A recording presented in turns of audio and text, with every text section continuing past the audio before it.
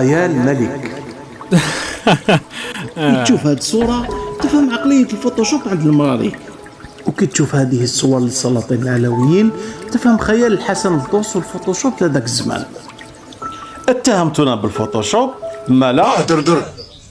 در حمي روحك.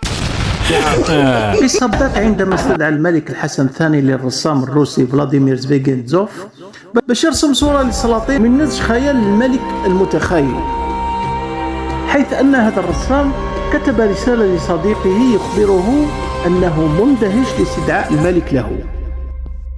لما بدأ هذا الرسام فوتوشوب صور السلاطين ما لقى ما يلبسهم غير البرنوس الجزائري، أي عمموا على كل السلاطين حتى تمركز البرنوس الجزائري وأصبح مغربي. تفاعلنا معه ومغربناه بطريقتنا.